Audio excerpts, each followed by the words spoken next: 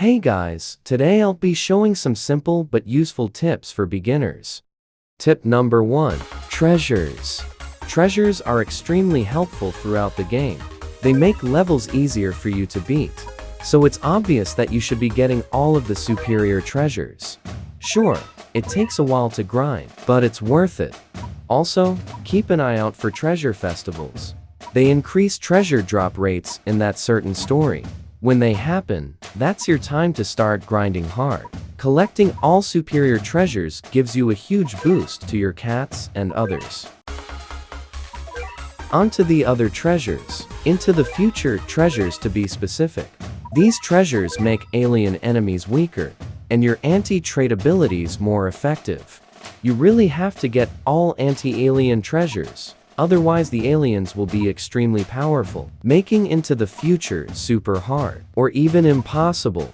Getting the anti-alien treasures greatly weakens the aliens, making into the future a lot more easier. Now onto Cats of the Cosmos. The treasures are pretty much like in Into the Future, but for starred aliens instead. Like in Into the Future, you must get all anti-starred alien treasures, otherwise Cats of the Cosmos will be extremely difficult. And especially the Mystery Mask, don't forget to get that. The Mystery Mask greatly weakens the stats of Cat God, the final boss of the story. That's tip number 1. Onto tip number 2. Tip number 2. Cat food usage. Cat food is the premium currency of this game. It is used to buy items, XP, catamins, and others. But what it's mainly used for are rare cat capsules. You may have gotten a few rare cat tickets as you play the game. I'd advise you to not use them instantly, and save them up for events like this, where Uber drop rates are increased. And only do 11 draws during events where you are guaranteed an Uber super rare. This is how you can get Ubers easily, and maybe even a legend rare if you're lucky. Though the game is possible without Ubers, they really do help make levels easier. So yeah, don't gamble your cat food. Only use it on guaranteed Uber events. And use your rare tickets when it's increased Uber drop rate. On to tip number 3. Tip number 3. Meat shielding. This game entirely revolves around meat shields. Meat shields protect your main attackers, keeping them safe in the back lines.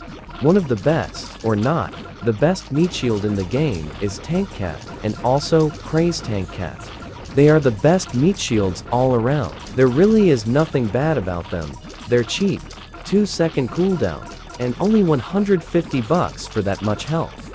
There are also other meat shields like Jiangxi Cat, Ramen Cat, and Maximum the Fighter. They are situation. Ramen and Maximum have really high health, mediocre cooldown, and decent damage.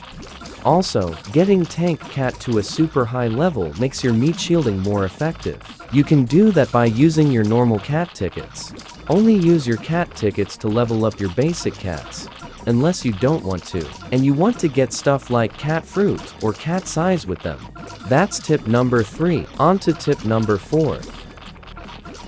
Tip number 4. Gamma Toto. Gamma Toto is a cat where you can send him to certain areas for him to explore. This does take time though, but he comes back with rewards after every expedition. The rewards you can get are items, XP, cat's eyes, and most importantly, cat food of course. Although the rewards aren't that much, at least you get them by doing absolutely nothing. There is also a chance that a Gamma Toto assistant will appear after every expedition. These assistants increase the chances of getting cat food, XP, and other stuff after every expedition. You should always go for a full expedition. You can also use your catamins to speed up the expedition, though I don't really recommend that. On to the last tip. Tip number 5. XP. XP is used to upgrade your cats, making them stronger. They are also used to evolve a cat to its true form. There are XP stages occurring throughout the week, mainly on the weekend. These XP stages are the best way to grind XP. Stories of Legend stages also give a decent amount of XP, though it's not as much as XP stages. XP stages always have black enemies, so make sure you bring your anti-black cats to make the levels easier. black enemies do give a lot of cash when they're defeated. Once one is defeated, the floodgates open and you suddenly have a ton of cash. You can keep doing this until the event ends, or you're satisfied with how many experience you have, or if you run out of energy and leaderships, or maybe you just got too bored. Let me just finish this level real quick.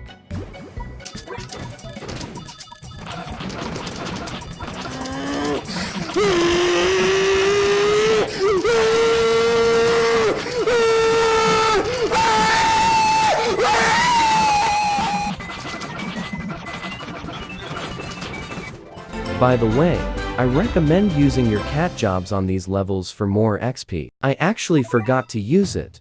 Well, that's it for this video. I hope I helped you just a little bit. Thanks for watching.